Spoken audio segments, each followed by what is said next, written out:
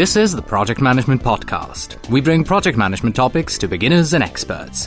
Find us on the web at www.thepmpodcast.com or send your emails to pmpodcast@gmail.com. Hello and welcome to episode number 80. I am Cornelius Fichtner. This is the Project Management Podcast for the 20th of October 2007. Nice to have you with us. Are you currently studying for the PMP exam? Wouldn't it be great if you could speak to someone who just recently passed their PMP exam? Well, you can, sort of. Today's episode of the Project Management Podcast features an interview with Ron Holohan, who just recently passed his exam. In today's episode, we learn how he studied, what he would do differently if he had to do it again, his recommendations for all those among you who are currently studying for the exam, and many other golden nuggets of information from and about the PMP exam. We also have 3 helpful resources to support you in your PMP studies. But before we get going, there's just one announcement, and that is the fact that our schedule has been rather erratic over the past 4 to 5 months.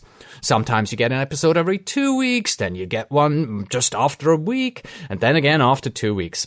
I apologize for this. The erratic nature of our release schedule sort of reflects the craziness of my current life and schedule. This will probably continue until the end of the year 2007, and then I expect my life to return to a somewhat more normal schedule. Hey, maybe we can even get back to our former 1 show per week schedule. We'll see about that.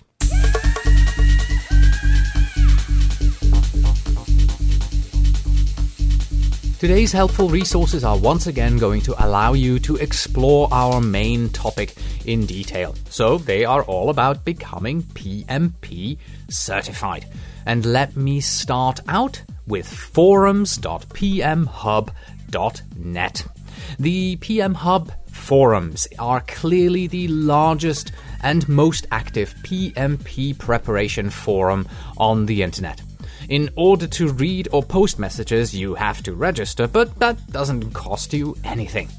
There is a newcomers forum, a PMP discussion forum, a CAPM discussion forum, a forum that is full of PMP sample questions, thousands of them, and most importantly, a forum that contains hundreds and hundreds of lesson learned reports from others who have passed the exam before you. Next, we have the official PMP Credentials Handbook. There are 2 reasons why I am mentioning this handbook today. First, it is the most important document that you need to read as you are preparing for the PMP exam. It explains in detail the process of applying for and then taking the exam. It also gives you all the prerequisites, and everything you really always wanted to know about the PMP exam is in this one document. And second, I am mentioning this because the PMI has released a new version of this document in the middle of October 2007. So if you downloaded and read the Credentials Handbook before this date, then you should download it again. And finally, one of the most important things that you do as you prepare for the exam is to take hundreds of sample questions.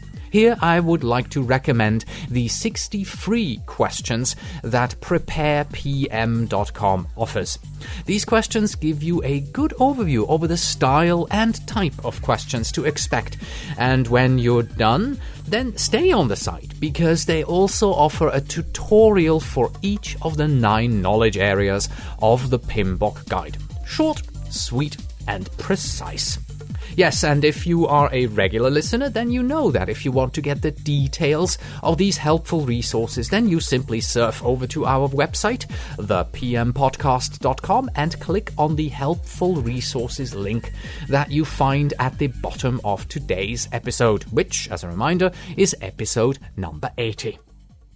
And now let's head right into our main topic, our discussion about the PMP exam with Ron Holohan. Ron Holohan, PMP, is a program manager and has been involved in project management for over 13 years. Currently, he has 5 project managers reporting directly to him, and their work focuses on new product development in the consumer industry. Prior to becoming a program manager, he was a project manager for over 15 different new product development teams, varying in size from 7 to over 30 full-time team members. The total yearly revenue generated from products for which he is responsible is well over $75 million. His specialities are project management, product development, schedule development, budget development, functional management, organizational communication, contract negotiation, meeting schedule metrics, meeting budget metrics, and meeting product cost metrics. So, enjoy the discussion on the PMP exam with Ron Holohan.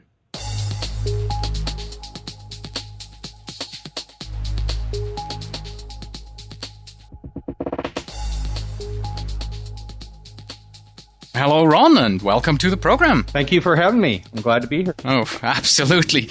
We are very happy to have you here because you just recently passed the PMP exam. Congratulations to you. When did you pass? I actually took the exam last week on Friday, the 7th of September, and you find out right after you finish the exam whether you passed or not. So it was great to finish the exam and find out at the same time that you passed. Yeah, that's of course fantastic. You click that button and up comes pass, and from that very moment on you can put those 3 letters behind your name, That's PMP. Right. Yep. Yeah. Why did you choose to become a PMP? What was the motivation for you? I originally started thinking about becoming a PMP way back probably around 2001, 2002. And the reason why I considered becoming a PMP was because I wanted to learn new ways of getting better at project management, how to improve my on-time performance, how to be better at maintaining budgets, things like that. And I also wanted to find a network of other project managers outside of my company to share best practices with. And for some reason, at that time, I was under the impression that as part of the certification, you actually had to sign up for a bunch of different courses through a certification program at a university. And I decided right then that was not the time for me to go back to school. I was juggling work and had a family, and it was just something I just didn't have the time at that point to do. And then sometime just this past fall, I actually had lunch with a project manager that I had worked with and had mentored as he grew from an associate project manager to a full project manager. And as we were having lunch, to my surprise, he told me that he had recently become a PMP. And I knew he wasn't taking full-time classes, so I started asking him about the qualifications. And that's when I found out that candidates really can satisfy the project management requirements through, various project management courses and workshops and training sessions.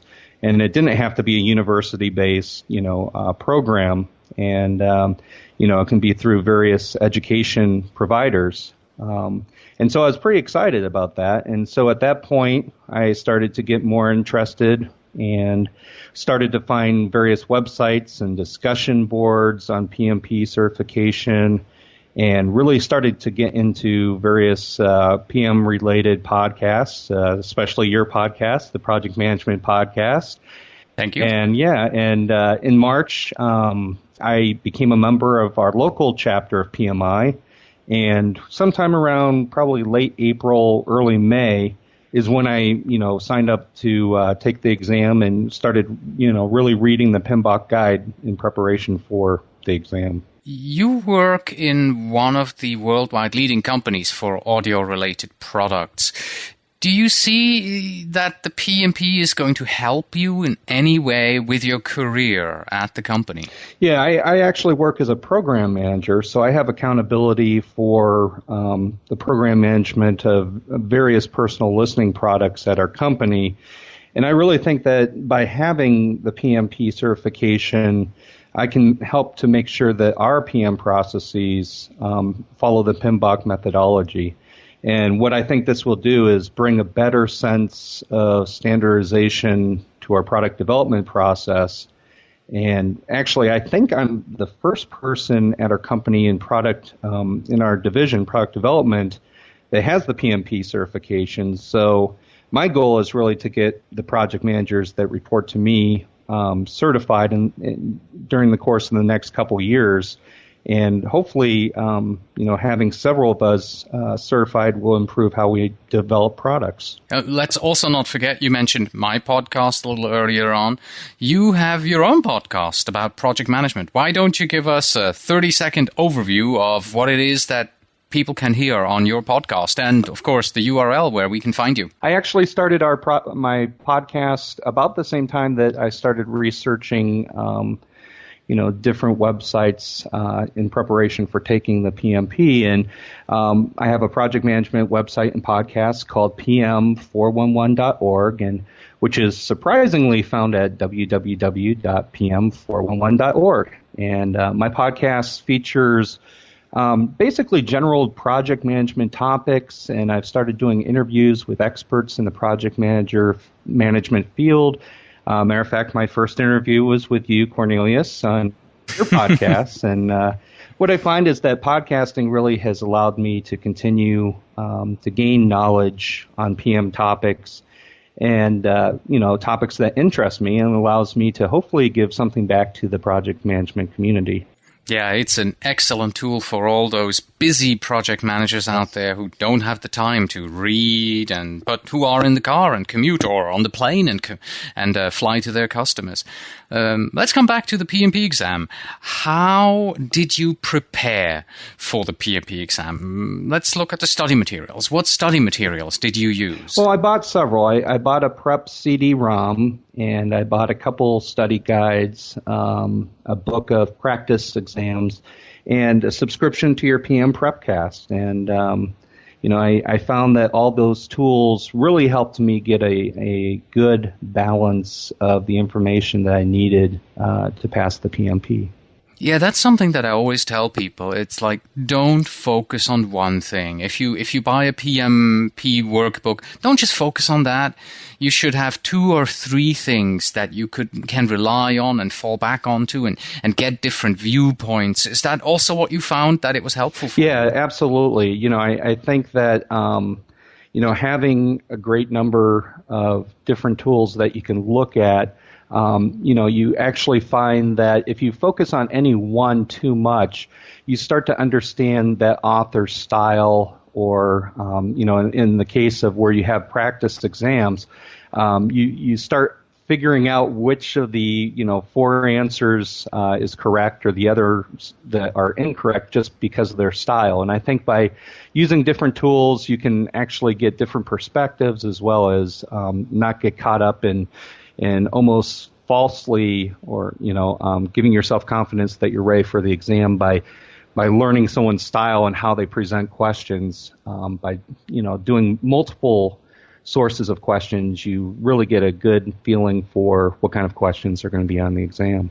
And how many times did you read the PMBOK guide? I actually only read it once. I know in your prepcast you recommend twice, and I read it through once. One of the study guides I used is Andy Crow's How to Pass the PMP on Your First Try. And the nice thing is his study guide pretty much follows the knowledge areas and, the organization that the PMBOK follows, but it does a much better job of breaking it down into topics and the different processes that are easy to understand and digest. I found the PMBOK a bit dry. I see it as a very good, desk reference, that I would return to if I wanted to find out more about, say, time management. But in studying for the PMP, I found that his guide really got me into the details and kept my interest a lot more than the PMBOK itself. How effective was the Prepcast for you? I found it extremely effective. It was critical. I listened to all the material at least once, and on several episodes I actually listened to them multiple times. I remember listening to the episodes on various procurement and cost management processes multiple times since when I was learning this information, those were the areas that I felt like I needed the most, a little bit better understanding. And, I think what the PrepCast really did was give me really strong background through examples and just real good detailed information about each of the processes. And how does it compare to the other exam prep materials that you bought? Any glaring holes or any places that we totally fall short or come in first? No, I think definitely no places that the PrepCast comes in short. The thing that it really helped me with is being audio. I found it hard trying to balance all the things in my life between work and I'm in a band and I have 2 children and, a wife, and trying to balance all those things and find time to study was rather difficult. But luckily, I actually have a fairly long commute. So what I could do is use the PrepCast to basically study an additional 3 hours a day, driving to and from work. And I found that the PrepCast was probably the best value in the study material I purchased. For example, the CD-ROMs I had purchased were close to about $300, and I think the PrepCast is only $39.99, which to me was a tremendous value for the amount of information in it. So I think it covered all the processes very well. I think it gave me really a good understanding of all the processes. And, there's no way of really preparing for every single question that possibly could be on the PMP. So in some cases, you're going to have to make educated guesses. And I think the PrepCast really gave me the background to do that effectively. Was there any particular area of the exam material that you felt, oh, this is easy, or something that you said, oh, this was difficult? Yeah, I think I did better. I definitely did very well in the professional and social responsibility sections. Questions pertaining to planning and executing, monitoring, controlling, I did very well on. But then I actually didn't do quite as well for some reason, on questions concerning initiating and closing. And, the biggest challenge I found was trying to decide correct lists of particular inputs for various processes. Luckily, in some cases, I could narrow down the choices by recognizing that one of the inputs listed were actually an output or maybe a tool and technique. Yeah, that's always an easy way to do it. You didn't mention any in-person, in-classroom PMP prep workshops. Did you not take any classroom workshops? Did you only do it on self-study? Yes, I did. I only did it on self-study. I considered it. I decided that because of the costs of most of the workshops that, I decided to try to learn it on my own. And for me, it appeared to be the right decision. To me, it's probably, it really depends on how you want to learn. Some people would prefer to sit in a classroom and really get, someone to be able to answer questions, and that helps me as well. But to me, I think for an exam like this, just sitting down, going through the material, and learning the different processes over and over again was the best way for me to understand the information. Earlier on, we talked about sample questions, and I totally forgot to ask you, how many sample questions would you say you took? Well, it's there were a lot. I think I took 5 or 6 full-length exams, and I probably did, I would say maybe 50 online questions. So I would estimate somewhere between 1,000 and 1,200 questions, and yeah, it was, looking back, that's a lot. Yeah. Was it helpful? Was that one of the reasons why you passed? Or was it just, getting you in the mood? Where would you say the importance is of doing that? I think it was critical. I think, in some cases there were actually questions on the exam that pretty much were set up very similar to the practice questions. But the other thing is what I would do is actually, after I'd read through the PMBOK and listened to the PrepCast episodes, I would go through, take an exam, and on those questions that I got wrong or questions that I marked that I wasn't sure about, I went back and really focused on that material. By taking more and more tests, I got a sense that, I really knew the stuff, and I became more confident to the point where, I knew I was ready to take the exam. It sounds like you studied quite a bit. How many hours of self-study did you put in? I would say, probably including your prep cast, I would say somewhere around 100 hours. In a lot of cases, I would have liked to have studied more, but just with everything, in my life going on this summer, a lot of times, I'd break away and study over the weekend or maybe one night a week in the evening at a coffee shop or library.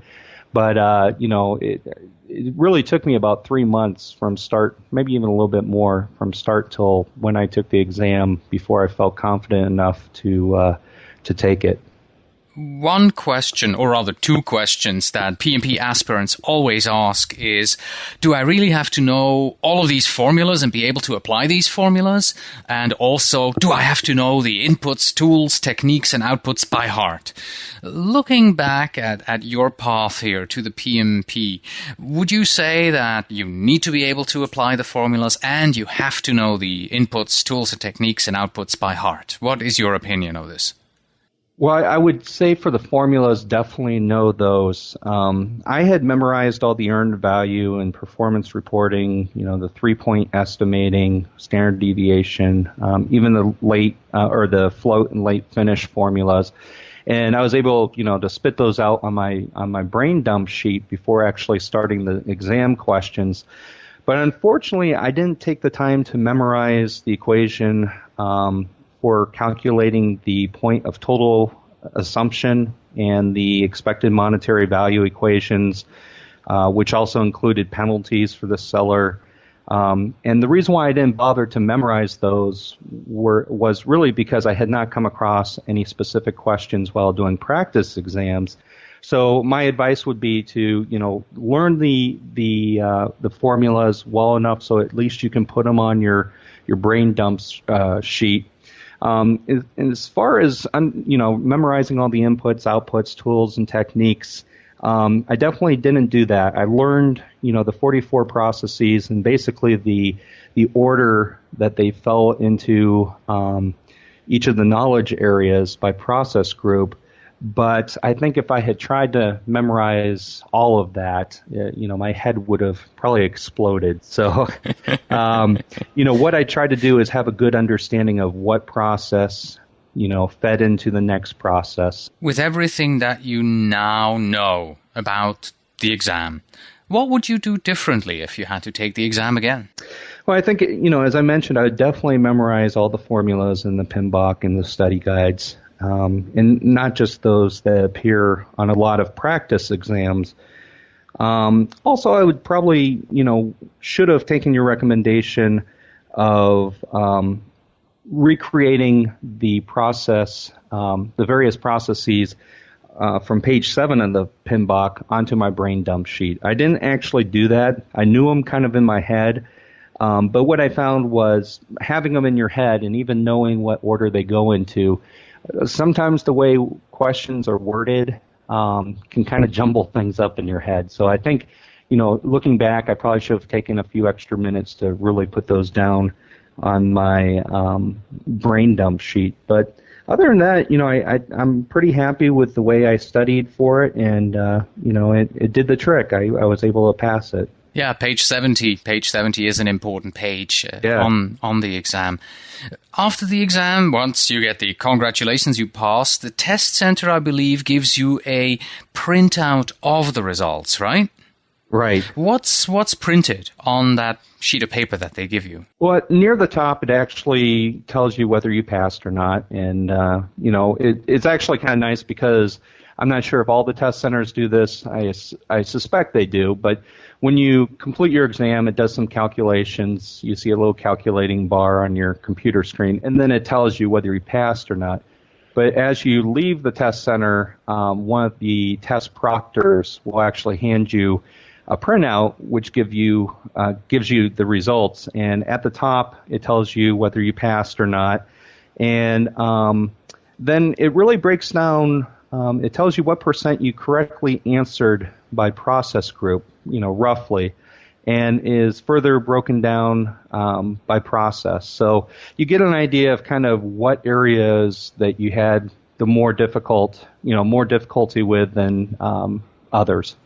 To finish us off, let's take a look into your future. Now that you are a PMP, is there anything next in your career that you can see? Is there maybe an additional certification that you want to take? Well, I would like to get the program management certification, which is fairly new to PMI, and I think my actual function at my job is program management. I have more of a responsibility for our portfolio within my product segment, and so I would like to get that exam taken, especially now that the PMBOK is still fresh in my mind. So I would like to take that next. All right. Well, thank you very much for having been here on the program with us today. And once again, congratulations on passing the PMP exam. Thank you very much. And that was our conversation with Ron Holohan. That's it for today. Thank you very much for listening. As always, you can find us on the web at thepmpodcast.com. And if you are a project manager who wants to become a PMP, then you can visit pmprepcast.com. This is our sister podcast, and in our sister podcast, we teach you concepts, tools, and techniques that you need to know in order to pass the PMP exam. Just put on your headphones and begin studying. Please send your emails to pmpodcast@gmail.com. And when you write, please tell me where in the world you are writing from. And finally, we have this. Good project control reveals problems early, which only means that you have so much longer to worry about them. Until next time.